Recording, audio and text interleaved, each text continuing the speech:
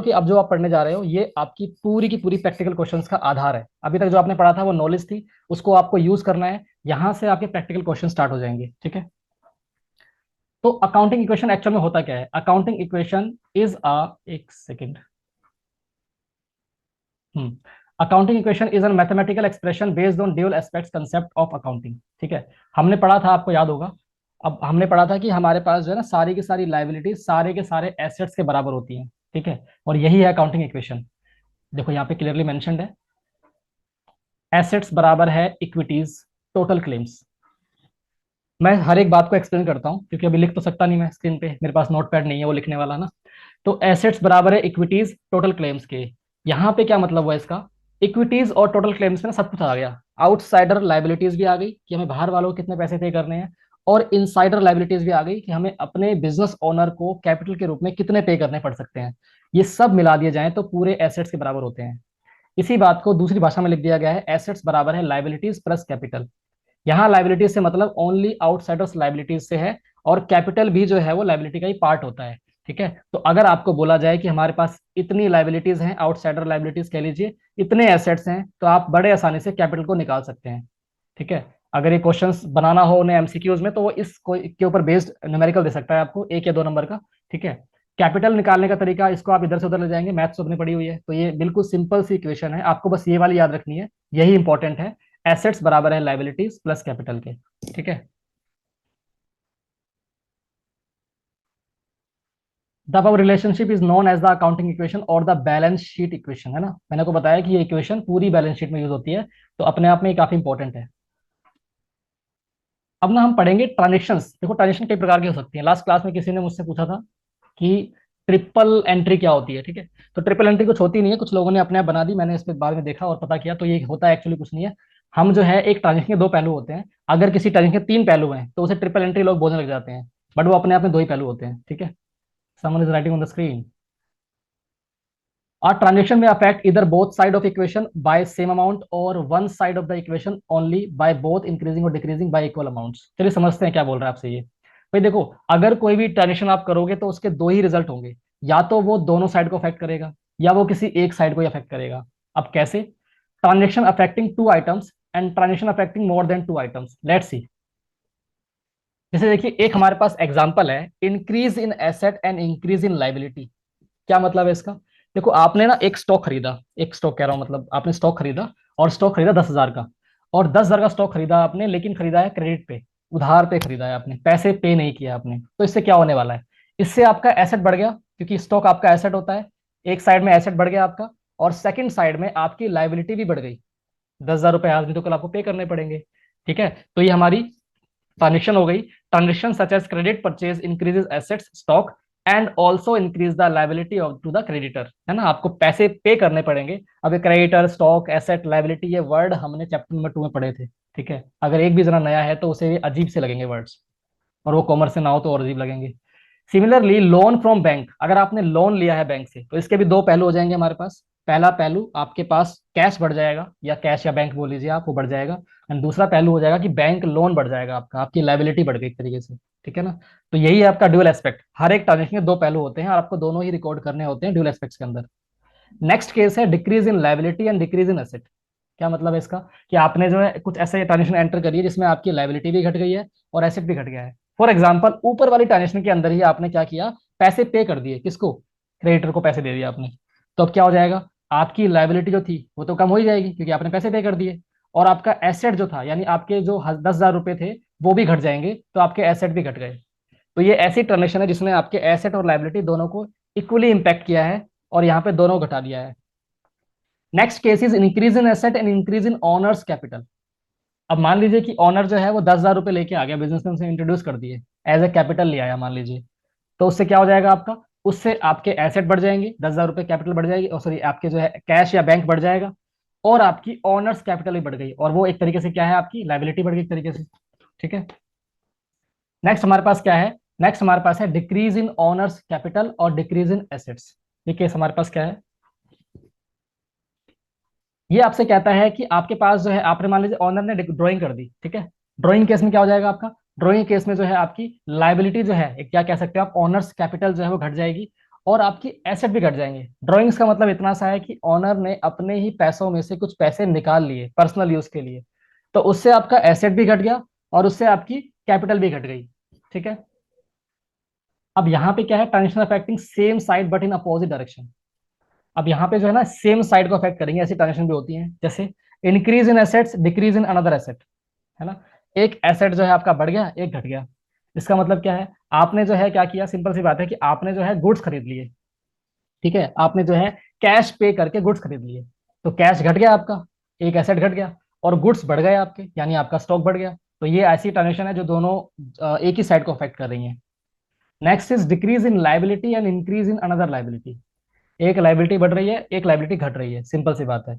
मान लीजिए कि आपने जो है क्रेडिटर को, क्रेडिटर जो थे हमारे, उनको पैसे पे कर दिए 10,000 रुपए, लेकिन आपने उन्हें कैश नहीं दिया, आपने उनको दे दिया bills payable, BP. Bills payable क्या होता है, एक प्रोमिसरी नोट होता है बिल्स पेबल, जिसपे लिखा होता है कि आप 1 महीने के बाद इस तारीख को आप इतना अमाउंट इस इंसान को पे कर देंगे।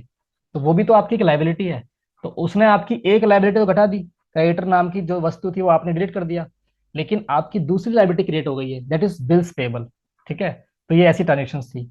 तो अभी तक आपने जो देखा, यहाँ पे आपने डबल एंट्री देखी है, मतलब लोगों की भाषा में डबल एंट्री थी एक तरीके से ये। अब जो आप देखेंगे, जिसे लास्ट क्लास में मिस्टर सुमित कह रहे थे ट्रिपल एंट्री, वो हम देख लेते हैं। ट्रिपल एंट्री कुछ नहीं होती है, आपको यहाँ पता लगेगा कि आपने एक ट्रांजेक्शन को मल्टीपल पार्ट्स में डिवाइड करके 2-3 लोगों को इन्वॉल्व कर दिया है। उसी को बोलते हैं हम transaction affecting more than 2 items. ठीक है। ठीक है, for example, when a sale is made in cash for 30,000, it is made at cost 25,000 plus profit of 5,000। Cost of goods is 25,000, reduces asset stock of the goods, cash increases by 30,000। अब देखो यहाँ पे क्या होने वाला है, ध्यान समझना, मैं जो बोल रहा हूँ उसे फोकस करना आप, कि आपने जो है 30,000 रुपए का सामान बेच दिया कैश में, 30,000 का सामान बेचा कैश में। जो सामान आपने बेचा, वो सामान की लागत जो थी ना, हमारी जो कॉस्ट थी एक्चुअली वो 25,000 थी। तो आप मुझे बताइए, आपको 5,000 प्रॉफिट हो गया। तो जिन्हें नहीं पता उन्हें बता दूं, प्रॉफिट जब भी होता है उसको आपको ऐड करना होता है कैपिटल के अंदर, ऑनर्स इक्विटी में ऐड करना होता है। तो आपके पास से जो गुड्स जा रहे हैं, स्टॉक जो जा रहा है वो जा रहा है 25,000 का, पैसे आ रहे हैं 30,000 के, तो ये 5,000 रुपये कहाँ रिकॉर्ड करेंगे, इसे आपको ऐड करना है ऑनर्स इक्विटी के अंदर, यानी कैपिटल में आप इसको रिकॉर्ड कर देंगे। अब ऐसे समझिए कि एसेट साइड में क्या हुआ, एसेट साइड से 25,000 गुड्स चले गए और 30,000 कैश आपके पास आ गया। तो जो 5,000 का डिफरेंस है वो भी तो कहीं ना कहीं दिखाना पड़ेगा आपको, तो उसे आप लाइबिलिटी साइड में ऑनर्स इक्विटी यानी कैपिटल में ऐड कर देंगे। और इस प्रकार से आपकी पूरी की पूरी बैलेंस शीट मैच हो गई, ट्रांजेक्शन जो है आपकी मैच हो गई यहाँ पे। तो यहाँ पे क्योंकि 3 पार्टीज इन्वॉल्व हो गई, एक स्टॉक इन्वॉल्व हुआ 25,000 का, एक कैश इन्वॉल्व हुआ 30,000 का, और 5,000 कैपिटल में जाके जुड़ रहे हैं, इसीलिए इस प्रकार की ट्रांजेक्शन को लोग बोल देते हैं, किताबों में कहीं नहीं मिलेगा आपको ये वर्ड, ट्रिपल एंट्री। बट ये ऐसी एंट्री है जो मोर देन 2 आइटम्स को अफेक्ट कर रही है, क्योंकि यहाँ पे अमाउंट सेम रहेगा दोनों साइड, 30,000 इधर भी और 30,000 इधर भी। ठीक है। देखो ऐसे ही क्वेश्चन बनाते हैं हम लोग। ठीक है, इस प्रकार से आपको क्वेश्चन बनानी होती है। और आपको मैं एक छोटी सी सजेशन देता हूँ आपको, आपको ना ये एसेट्स को इधर लिखना चाहिए, राइट साइड में, यहाँ पे लिखना चाहिए एसेट्स को, एंड लाइबिलिटी प्लस कैपिटल को लिखना चाहिए इधर। ऐसा इसलिए कह रहा हूँ क्योंकि बैलेंस शीट में यही फॉर्मेट फॉलो करा जाता है। ठीक है। तो ये ट्रेडिशन है, बहुत टाइम चलता रहा है, इन्होंने चेंज नहीं किया बुक वालों ने, लेकिन मेरे अकॉर्डिंग ऐसा ही करना चाहिए, आपको कंफ्यूजन नहीं रहेगी बिल्कुल भी। एसेट्स हमेशा राइट साइड में आने चाहिए, और आपकी जो लाइबिलिटीज और कैपिटल है वो आनी चाहिए आपकी लेफ्ट हैंड साइड में। ठीक है। क्या पढ़ने वाला है, तो इक्वेशन समझेंगे आप डायरेक्टली। एसेट साइड में क्या हो जाएगा, क्योंकि वो पैसे लेके आया है तो कैश पड़ जाएगा हमारा 20,000 से। और लाइबिलिटी साइड में हमारी कोई भी आउटसाइडर लाइबिलिटी अभी तक नहीं है, तो वो तो जीरो रहेगी। और कैपिटल साइड में हमारे पास राकेश नाम का जो प्रोपराइटर है, as per business entity concept, हम उसकी कैपिटल में 20,000 रुपये लिख देंगे। ठीक है, ये हमारी इक्वेशन अभी तक बैलेंस्ड है। आप देख रहे हैं दोनों साइड में एसेट और लाइबिलिटी बराबर होनी चाहिए, तो वो बराबर है अभी तक। अच्छा, मैं जब भी लाइबिलिटी वर्ड यूज करूंगा तो मैं इस पूरी साइड की बात करूंगा, this is complete is liability, है ना। दिस वन, ये पूरी साइड जो है वो लाइबिलिटी है, इसको पूरे को लाइबिलिटी बोल रहे हैं हम। ठीक है। ये लाइबिलिटी जो लिखा है ये एक्चुअल में आउटसाइडर लाइबिलिटी है, और कैपिटल, ठीक है, दोनों का सम जो होता है वो लाइबिलिटी कहलाता है। अब देखिए अगला जो हमारे पास ट्रांजेक्शन है वो ये है कि 500 रुपए का कैश में उस इंसान ने फर्नीचर परचेज कर लिया। तो होगा क्या, हमारे पास कैश जो था, जो कि 20,000 था ओल्ड बैलेंस, इसमें से आपने 500 रुपये माइनस करने हैं, बिकॉज आपने 500 रुपये का फर्नीचर परचेज किया है। और आप जब फर्नीचर परचेज करेंगे तो फर्नीचर नाम का एसेट आपके पास बढ़ जाएगा, जो कि 500 रुपये से आपको यहाँ दिखा देना है। तो आपने देखा इस ट्रांजेक्शन ने सेम साइड को अफेक्ट किया है, एक चीज को माइनस कर दिया, एक चीज को प्लस कर दिया। ओवरऑल जो हमारा इफेक्ट रहेगा वो 20,000 ही रहेगा। 20,000 रुपए कैपिटल थी और 20,000 रुपए यहाँ पे एसेट्स में दिखाई देंगे आपको, जिसमें से 19,500 रुपए का कैश बचा है हमारे पास, और 500 रुपए का एसेट हम ले चुके हैं अभी तक, फर्नीचर ले चुके हैं हम कायदे से।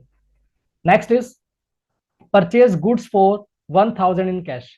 आपने क्या किया, आपने जो है 1,000 रुपए का कैश में गुड्स परचेज कर लिया, ठीक है। तो आपको पता है कैश में परचेज किया है, तो आपका जो है कैश यहाँ पे जो है खत्म हो जाएगा 1,000 से, 18,500 रुपए कैश बचेगा। 500 का फर्नीचर हमारे पास पहले से था। नाउ स्टॉक हमारे पास क्या आ जाएगा, 1,000 का, क्योंकि आपने 1,000 का स्टॉक परचेज किया है।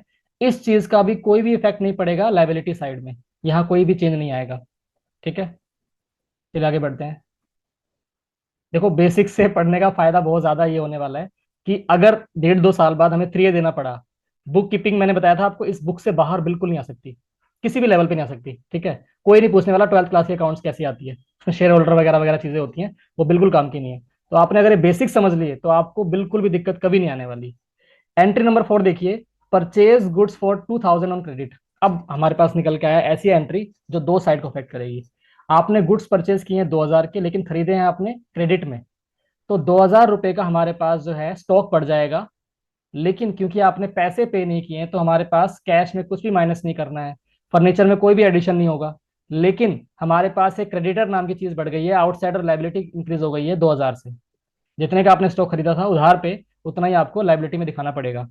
और मोर और लेस हमारे पास अब जो चीजें हैं मैच हो जाएंगी, ठीक है। यहाँ पे आपका 22,000 हो रहा है और यहाँ भी आप ऐड करोगे तो 22,000 ही बनेगा। ओके, जो टेबल है ये कौन से फॉर्मेट में है, मतलब बैलेंस शीट से तो अलग है थोड़ी सी। अक्षय भाई ये बैलेंस शीट ही है एक्चुअली। ये आपको जो टेबल बना दिखाई जा रही है ना, ये एक्चुअल में बेसिक्स हैं। ये हमें बनानी कहीं नहीं पड़ने वाली, और बनानी पड़ी भी अगर तो एक दो इधर 2-3 नंबर के क्वेश्चन आएंगे उसमें बनानी पड़ सकती है, अदरवाइज ये अपने आप में कोई क्वेश्चन नहीं आने वाला है ऐसा। 99% चांस तो यही है। लेकिन ये समझना जरूरी है कि कोई भी एंट्री जब होती है तो उसका इफेक्ट कैसे हम दिखाते हैं। ये बैलेंस शीट ही आप कह सकते हो, बैलेंस शीट है। मैंने आपसे कहा था बैलेंस शीट में इधर हम दिखाते हैं एसेट साइड और इधर दिखाते हैं लाइबिलिटी साइड। तो अगर आप इनको रिप्लेस कर दो, लाइबिलिटी और कैपिटल को इधर लिख दो और एसेट को इधर लिख दो, तो ये बिल्कुल बैलेंस शीट को ही शो कर रहा है। बैलेंस शीट में ऐसे ही दिखाया जाता है, ठीक है। क्योंकि कैश ना तो कहीं वहां पे जाने वाला है आपका प्रॉफिट एंड लॉस अकाउंट में। ये सब जो चीजें हैं बैलेंस शीट में दिखाई जाती हैं। स्टॉक भी बैलेंस शीट में आता है, फर्नीचर बैलेंस शीट में आएगा, कैश भी वहीं आता है, क्रेडिटर्स भी उसी में आते हैं, और ओनर्स कैपिटल भी उसी में आती है, ठीक है। चलो आगे बढ़ते हैं। Sold goods costing 2,500 on credit for 4,000। अब देखो यहाँ बताया क्लियरली आपको कि 2,500 के इसकी कीमत जो थी, हमारे पास लागत जो थी वो 2,500 थी। इस सामान को आपने बेचा है 4,000 में। तो आपको डिफरेंस दिख रहा है, वो प्रॉफिट है हमारा। और प्रॉफिट कहाँ जाता है, लाइबिलिटीज साइड में कैपिटल में ऐड कर देते हैं प्रॉफिट को, ठीक है। अब देखो यहाँ पे 2,500 का जो स्टॉक था वो गायब हो गया क्योंकि हमने उसे बेच दिया। और क्योंकि आपने वो सामान जो बेचा है, यहाँ बताया नहीं गया कि आपने कैश में बेचा है, यहाँ लिखा हुआ क्रेडिट में बेचा है आपने। तो क्रेडिट साइड मतलब डेटर आपके बढ़ जाएंगे, 4,000 से डेटर बढ़ गए, स्टॉक आपका 2,500 का चला गया। और जो इनका डिफरेंस आ रहा है, जो इनका डिफरेंस आएगा वो आप ऐड कर देंगे कहाँ पे, कैपिटल में। अब ये क्या है, ये प्रॉफिट है, ये हमारा प्रॉफिट है। 2,500 का सामान 4,000 में बेचा गया है जिन बिना कैश के, तो कैश में नहीं दिया आपने, इसलिए एक डेटर नाम का जो चीज है वो हमारी बढ़ जाएगी। इनसे हमें पैसे लेने हैं आज नहीं तो कल, तो ये भी हमारा एसेट का ही पार्ट है एक तरीके से। और क्योंकि हमने 4,000 का बेचा है 2,500 का सामान, तो 1,500 का प्रॉफिट हो गया। एंड प्रॉफिट को हमेशा ऐड किया जाता है कैपिटल के अंदर, ठीक है। Paid 1,000 for rent and 5,000 for salaries. आपने जो है 1,000 रुपये रेंट पे किया है और 5,000 सैलरीज के लिए पे कर दिया आपने, ठीक है। तो क्योंकि आपका जो है यहाँ से कैश कम हो जाएगा, ठीक है, यहाँ से आपका कैश कम हो जाएगा। और आप समझिए मेरी बात कि जो हमारे पास 5,000 है और 1,000 है, ये एक तरीके से लॉस है बिजनेस के लिए, या यू कैन से एक्सपेंस है बिजनेस के लिए। तो एक्सपेंस एंड लॉसेस को हमेशा ही कैपिटल में से माइनस किया जाता है। एक्सपेंस और लॉसेस को कैपिटल में से माइनस कर दिया जाता है। और क्योंकि आपने इसे कैश में पे किया है तो आपका कैश 6,000 से घट जाएगा। तो ये दो इफेक्ट हो जाएंगे हमारी पूरी बैलेंस शीट पे। अब अक्षय का एक सवाल जो था कि ये बैलेंस शीट का फॉर्मेट है या किसका फॉर्मेट है। अब अगर आप पीएनएल बनाते तो आप क्या करते, आप वहां पे ये 6,000 रुपये दिखाते एज ए एक्सपेंडिचर, और उससे आपका एक लॉस निकल के आता आखिरी में पीएनएल के अंदर। तो पीएनएल का लॉस कहाँ जाता है आपको पता है, कैपिटल में जाता है। तो अंडरस्टैंडिंग के लिए हम यहाँ पे फिलहाल 6,000 जो हमने कैश में पे किया है हमारा एक्सपेंडिचर, उसे हम एज इट इज माइनस कर रहे हैं कैपिटल में से, क्योंकि हम यहाँ पीएनएल नहीं बना रहे, हम यहाँ से बेसिक से समझ रहे हैं कि एक्चुअल में कोई चीज कैसे हो रही है, ठीक है। अब देखते हैं राकेश नाम के प्राणी ने, जो इनका बिजनेस ओनर है, उसने 2,000 रुपये निकाल लिए पर्सनल यूज के लिए। तो 2,000 रुपये विड्रॉ किए हैं उसने, तो आप कैश कम कर देंगे 2,000 से। एंड क्योंकि आपने विड्रॉ किया है, तो इसीलिए आप अपनी कैपिटल जो आपकी 15,500 थी, उसमें से 2,000 रुपये और माइनस कर देंगे, क्योंकि आपने 2,000 रुपये निकाल लिए, वो भी पर्सनल यूज के लिए निकाले हैं। तो ड्रॉइंग्स को हमेशा ही कैपिटल में से माइनस कर दिया जाता है। ठीक है। अब देखो अल्टीमेटली लास्ट में क्या बचा आपके पास। कैश बचा 10,500 का, फर्नीचर बचा 500 का, स्टॉक बचा है 500 का, डेटर 4,000 के, क्रेडिटर्स 2,000 के, एंड राकेश की कैपिटल वो बची है 13,500 की। इसको आप दिखा देंगे बैलेंस शीट के अंदर। देखो आप, ये रहा कैश हमारा, स्टॉक, डेटर, फर्नीचर, एंड यहाँ पे क्रेडिटर, कैपिटल, और लेस ड्रॉइंग्स। इस फॉर्मेट में गलती है, कमी है इस फॉर्मेट में, वो ये कि क्रेडिटर्स को लास्ट में दिखाया जाता है, सबसे ऊपर टॉप पे कैपिटल दिखाई जाती है हमेशा ही। ठीक है। वैसे इसके मार्क्स कोई नहीं काटेगा, शायद ना काटे। ठीक है, बट फिर भी हमें फॉर्मेट पता है तो उसे फॉलो कर लेते हैं। कैपिटल सबसे ऊपर आएगी, उसके बाद ड्रॉइंग्स माइनस करनी है, या आपको लॉस माइनस करना है, या प्रॉफिट ऐड करना है। वो करने के बाद जो बच्चे आउटसाइड ऑफ लाइबिलिटीज, उसके बाद वो दिखाई जाती हैं, लाइक क्रेडिटर्स बाद में आना चाहिए था यहाँ पे। मोर और लेस इनका सम जो है हमें सेम रहेगा। आप किसी भी ट्रांजेक्शन के बाद अगर बैलेंस शीट बनाएंगे, मान लीजिए यहाँ बैलेंस शीट बना रहे हैं आप इस केस में, तो भी आपकी बैलेंस शीट मैच करेगी। आप यहाँ बनाएंगे तो भी बैलेंस शीट मैच करेगी। अब ये सवाल माइंड में ना रहे आपके कि हम ये क्या कर रहे थे, क्योंकि आपको बैलेंस शीट जो मैच करानी है लास्ट में फाइनल अकाउंट्स बनाते वक्त, उसके पीछे सारी ट्रांजेक्शन जिम्मेदार है। आपने एक भी ट्रांजेक्शन के अंदर अगर आपने ये एस्पेक्ट्स को ठीक से रिकॉर्ड नहीं किया, या आपने रिकॉर्डिंग में गलती कर दी, तो आपकी बैलेंस शीट मैच नहीं होगी। तो बैलेंस शीट ना मैच होने के रीजन सिंपल सा होता है कि आपने एक ट्रांजेक्शन के दोनों पहलू को ठीक से रिकॉर्ड नहीं किया। सिंपल सा रीजन है इसके पीछे। बैलेंस शीट मैच नहीं होती तो उसके पीछे भी लॉजिक्स होते हैं, वो हम देखेंगे जब बैलेंस शीट करेंगे और उसे कैसे करेक्ट करा जाता है। ठीक है। अब ये कुछ क्वेश्चंस हैं जो आप कर सकते हैं बाद में। ठीक है, यहाँ पे इन्होंने बना के दिखाया हुआ, गुरमीत ने बिजनेस स्टार्ट किया, उसके बाद ये उसकी इक्वेशन बनेगी। ठीक है। मैं आपसे ये रिकमेंड करूंगा कि आप ना इसके 1 या 2 क्वेश्चन करके देख लेना बस, आराम से। ज्यादा नहीं कर रहे हैं, एक दो से आपको आइडिया लग जाएगा। और मैं बता दूं कौन सा क्वेश्चन करना चाहिए आपको, कोई लेंदी से क्वेश्चन उठा लीजिए जिससे आपको सारे पहलू पता लग जाए। ये कर सकते हैं आप। Question number fourth, illustration number 4, sorry. ठीक है, ये आप कर सकते हैं बाद में आफ्टर द क्लास, उससे आपको अंडरस्टैंडिंग मिल जाएगी। अगर आप इसे भी मैच कराने में गलती करेंगे तो बैलेंस शीट तो बहुत दूर की बात है, क्योंकि ये तो बहुत सिंपल सी चीजें हैं। ठीक है, लेट्स कंटिन्यू। अब देखिए कुछ एडजस्टमेंट्स होती हैं, हर ट्रांजेक्शन की कुछ एडजस्टमेंट होती हैं जो हमें करनी है आगे डिटेल में। फिलहाल एक छोटा सा यहाँ पहलू है, वो देख लेते हैं हम लोग। जैसे आउटस्टैंडिंग एक्सपेंसेस, ऐसे एक्सपेंस जिन्हें आपने पे नहीं किया है, ठीक है, आपने जो है अभी तक पे नहीं किया है, दैट हैव बीन इनकर्ड, वो आपका एक्सपेंस हो तो चुका है। फॉर एग्जाम्पल, आप कहीं पे रेंट पे फ्लैट में रह रहे थे, फ्लैट का मंथ पूरा हो गया है लेकिन आपने रेंट पे नहीं किया, तो वो आपकी आउटस्टैंडिंग लाइबिलिटी है, आउटस्टैंडिंग एक्सपेंस है आपका। तो इसका ट्रीटमेंट क्या होने वाला है वो समझिए आप। डिडक्टेड फ्रॉम द कैपिटल, इसे आप एज अ एक्सपेंस मान के कैपिटल में से घटा देंगे। ठीक है, इसको आप कैपिटल में से घटा देंगे क्योंकि आपका एक्सपेंस हो चुका है। ठीक है, और आउटस्टैंडिंग एक्सपेंस नाम की एक लाइबिलिटी बनाएंगे, और उसे कहाँ दिखाएंगे आप, लाइबिलिटी साइड में ही दिखाएंगे। अब इसका इफेक्ट समझिए अब क्या होने वाला है। लाइबिलिटी साइड में कैपिटल में से माइनस किया आपने, और लाइबिलिटी साइड में एक कॉलम, उसमें आपने एक चीज ऐड कर दी है आउटस्टैंडिंग एक्सपेंस के नाम से। तो मोर और लेस पूरी बैलेंस शीट पे इफेक्ट आएगा जीरो, आपकी बैलेंस शीट मैच हो जाएगी। आउटस्टैंडिंग एक्सपेंस का सिंपल सा फंडा ये था कि आपकी अगर वो लाइबिलिटी है और क्रिएट हो रही है तो उसे आप एज ए लाइबिलिटी दिखा देंगे, और क्योंकि वो आपका एक्सपेंस है उसे आप कैपिटल में से माइनस कर देंगे। ठीक है। अच्छा एक बात और, अगर आप बैलेंस शीट बना रहे हैं, पीएनएल बना रहे हैं, तो वहां पे आपको करना यही होता है, लेकिन वहां क्योंकि पीएनएल बनाया जा रहा है तो आप पीएनएल में दिखाएंगे पहले अपनी आउटस्टैंडिंग लाइबिलिटी को डेबिट साइड में, और लास्ट में वो घूम फिर के निकल के आ जाएगा, उसे आप लास्ट में माइनस कर देंगे कैपिटल में से। मतलब मोर और लेस अल्टीमेटली करना आपको यही है। तो अपने दिमाग से ना आप आगे की बात अभी निकाल दीजिए कि हम पेनल में क्या करते हैं या बैलेंस में क्या करते हैं, हम वहां तक पहुंचेंगे। क्योंकि दिक्कत अब थोड़ी सी ये आने लग जाएगी आपको प्रैक्टिकल करते वक्त, क्योंकि मैं आपको स्टार्टिंग से बता रहा हूँ सब कुछ, और क्लासेस में कुछ चीजें एडवांस बता दी गई हैं हमें जिनका कोई सिर पैर था नहीं बिना लॉजिक बताए। तो अगर आपके माइंड में वो चीजें घूमती रहेंगी तो ये आपको कंफ्यूजिंग लगेगी। ठीक है, तो आई रिक्वेस्ट कि आप उसे निकाल दीजिए, जब वहां पहुंचेंगे हम तो उसे भी डिस्कस करेंगे हम। As of now outstanding expenses को हम कैपिटल में से माइनस करते हैं क्योंकि हमारा ये एक्सपेंस इनकर हो गया है, और लाइबिलिटी में ही आउटस्टैंडिंग एक्सपेंस के नाम से कॉलम इंट्रोड्यूस कर देते हैं हम, और वहां पे उसे दिखा देंगे हम। इसका अपोजिट है प्रीपेड एक्सपेंसेस, ऐसे एक्सपेंसेस जो आपने एडवांस में पे कर दिए हैं। अगर आपने एडवांस में पे कर दिए हैं तो ऑब्वियसली बात है कैश तो आपने कम कर दिया होगा अपना, तो कैश घट जाएगा हमारा। बट क्योंकि आपकी यहाँ पे अभी कोई देनदारी थी नहीं, आपने एडवांस में पेमेंट कर दी है, तो इसे हम एसेट मान लेते हैं। ठीक है, फॉर एग्जाम्पल कि आप कहीं अगर पढ़ते थे, या जैसे कोई पढ़ा रहा है स्कूल में या कॉलेज की फीस जाती है एडवांस में, तो वो उस फीस का फायदा आपको आने वाले कुछ महीनों तक मिलेगा ना, इसीलिए वो आपके लिए एसेट है। ऐसी कोई भी चीज जो आने वाले टाइम में आपको फायदा प्रोवाइड करे उसे हम एसेट बोल देते हैं। तो प्रीपेड एक्सपेंस भी हमारा एक एसेट है, और इसीलिए आप प्रीपेड एक्सपेंस नाम का एक कॉलम क्रिएट कर देंगे। एसेट साइड में कैश घट गया, एसेट साइड में प्रीपेड एक्सपेंस के नाम से एक कॉलम बढ़ गया, तो मोर और लेस हमारा जो इफेक्ट आएगा वो नील आ जाएगा, जीरो आ जाएगा, और हमारी बैलेंस शीट मैच रहेगी। ठीक है। अगला है एक्रूड इनकम। ये क्या होता है? एक्रूड इनकम होता है ऐसी इनकम जो आपने अर्न तो कर ली है बट आपको रिसीव नहीं हुई है ना। आपने अर्न कर लिया पर रिसीव नहीं हुई है। On 29th of any month, 29 तारीख किसी महीने की जिस दिन लास्ट वर्किंग डे नहीं है, उस दिन हमें सैलरी नहीं मिलती है। लेकिन आप मुझे बताइए 29 तारीख तक तो हम काम कर चुके हैं, तो वो हमारी एक्रूड इनकम है। हमें सैलरी नहीं मिली है, सैलरी हमें लास्ट वर्किंग डे मिलती है, लेकिन उस दिन, एक सेकेंड, ट्रेनिंग में डायरेक्ट फाइनल सेशन दिखा दिया तभी सबको ऊपर से गया भाई। अब मजा आ रहा है। ठीक है भाई, थैंक यू सो मच, मजा आएगा, 100% आएगा। ठीक है। तो मैं आपको बता रहा था कि अक्रूड इनकम के केस में हमारी सैलरी हमें 29 तारीख तक नहीं मिली है।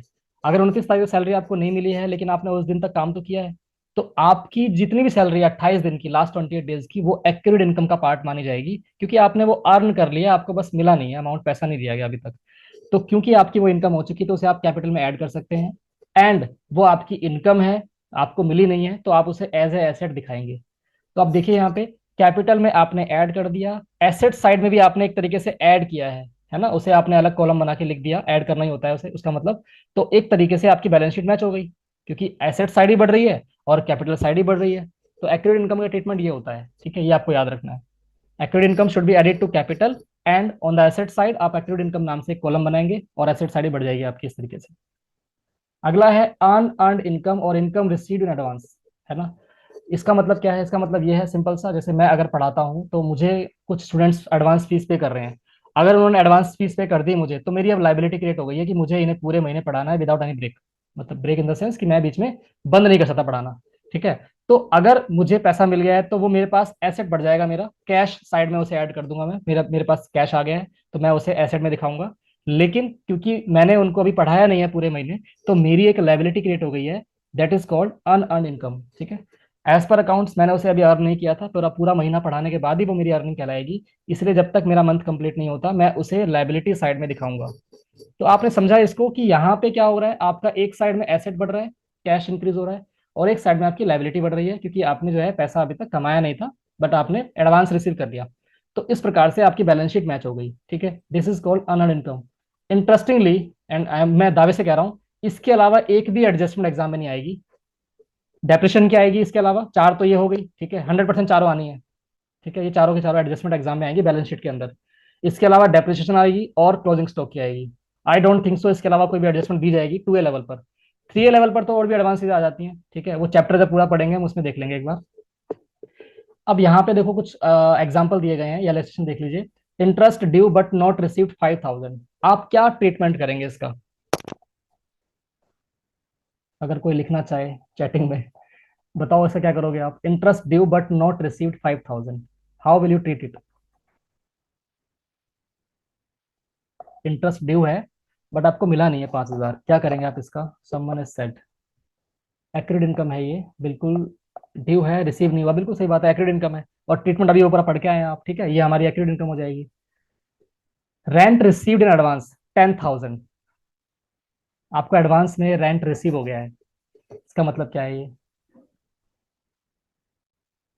अनअर्न्ड इनकम, बिल्कुल आपने अर्न नहीं किया था इस इनकम को, तो आपकी ये लाइबिलिटी बन जाएगी एक तरीके से। इससे आपका जो है पैसा बढ़ जाएगा, यानी कैश साइड बढ़ जाएगी और लाइबिलिटी इंक्रीज हो जाएगी, क्योंकि ये अनअर्न्ड इनकम है।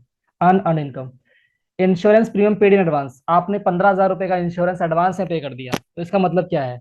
आपने एडवांस पेमेंट कर दिया है, तो आपके पास एसेट क्रिएट हो जाएगा एडवांस प्रीपेड इंश्योरेंस के नाम से। ठीक है ना, हाँ बिल्कुल सही बात, प्रीपेड एक्सपेंस हो जाएगा और आपके 15,000 रुपए कैश साइड से घट जाएंगे, मोर और लेस आपका इफेक्ट नील हो जाएगा। Salaries due but not paid 20,000, तो 20,000 रुपए की सैलरी हमारी ड्यू है, हमने पे नहीं करी है, तो हमारी आउटस्टैंडिंग लाइबिलिटीज इंक्रीज हो रही है, जिसे हम बोलेंगे आउटस्टैंडिंग सैलरीज। एंड क्योंकि आपने पे नहीं किया है बट क्योंकि आपका एक खर्चा हो चुका है, तो इसे आप कैपिटल साइड से माइनस भी कर देंगे, तो आउटस्टैंडिंग सैलरीज इंक्रीज हो जाएगी और कैपिटल में से माइनस हो जाएगा। इस प्रकार से आपका इफेक्ट जीरो हो जाएगा, नील हो जाएगा। सेकेंड पॉइंट रिपीट, ओके भाई। रेंट रिसीव्ड इन एडवांस 10,000, आपको एडवांस में रेंट मिल गया है। तो आपको जो भी चीज एडवांस में मिल रही है उससे आपका पैसा तो बढ़ ही रहा है, कैश साइड यानी एसेट साइड बढ़ जाएगी। बट क्योंकि आपने जो है एडवांस में रिसीव कर लिया है उस पैसे को, दैट्स वाई आपकी लायबिलिटी क्रिएट हो जाएगी कि आपको रेंट नाम की सर्विस उस पर्सन को देनी पड़ेगी कुछ महीनों तक, जब तक आपको उसने रेंट दिया है। फॉर एग्जाम्पल मैं फ्लैट में रहता हूँ और हम रेंट पे करते हैं और एडवांस में ही पे करते हैं, ठीक है। अब सामने वाले ओनर के अकॉर्डिंग चलिए आप, उस ओनर को मैं 1 तारीख को रेंट एडवांस में पे कर देता हूँ, बट मेरे पास राइट है पूरे महीने रहने का। तो उस ओनर के लिए एक लाइबिलिटी क्रिएट हो गई कि वो मुझे 1 महीने तक इस फ्लैट में रहने देगा, वो मुझे खाली नहीं कर सकता फ्लैट को, बिकॉज उसकी एक लाइबिलिटी क्रिएट हो गई है, उसने पैसा मुझसे ले लिया है। तो 10,000 रुपीज उसके पास बढ़ जाएंगे एंड उसकी लाइबिलिटी भी बढ़ जाएगी 10,000 से ही। ठीक है, तो इस प्रकार से बैलेंस शीट आपकी मैच हो जाएगी। अब ऐसे बहुत सारे हमारे पास इलस्ट्रेशन हैं करने लायक। ठीक है, मैं देखता हूँ कुछ बताने लायक चीजें देखते हैं, वरना आप इसे खुद भी कर सकते हैं बाद में।